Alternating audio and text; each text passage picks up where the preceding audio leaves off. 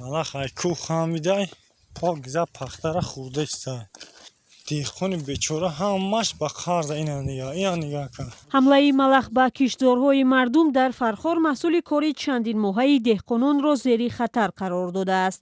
кишоварзон ки ба ҷамъоварии ҳосиломодагӣ медиданд, ҳоло бо селаи малах мубориза мебаранд. як 20 рӯз пас ғалаб ба ҷамъоварӣ омода мешава. ҳози вақти малахро нест кина, вақти ба ӯ ҳамла кина, мақсад ба покиза ӯро ба нестшавӣ мебара мерасона. аз пеш мода нишон медиҳам дар дандон як ғишада чанд дона часпидагиай. субҳоналло талош дорад 2.5 гектар заминашро ки дар он пахта, ҷав ва юнучқа кишт кардааст, аз ин бало эмин нигаҳ дорад. мегӯяд малахҳо аллакай ба қисме аз пахтазораш зиён расонидаанд.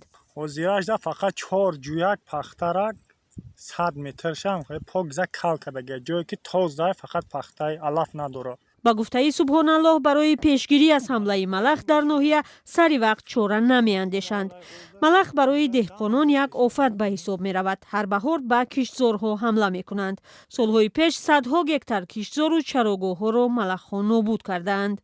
малах дар як рӯз баробари вазни худ ғизо мехӯрад, аммо селаи малах дар як рӯз ғизои 35 000 одамро нобуд мекунанд. муассисаи кишоварзии Созмони Милал чанде пеш эълон кард ки маъракаи мубориза бо малах дар Тоҷикистон ва Узбекистон шиддат бахшида мешавад.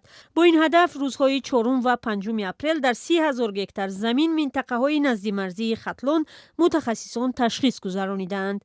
созмони милал гуфт баҳори соли 2022 дар ноҳияҳои аз малах осебдидаи Тоҷикистон аз ҷумла дар Фархор тақрибан 132 000 гектар заминро дору зада 20 000 хоҷагиро аз балои малах эмин нигаҳ доштаанд.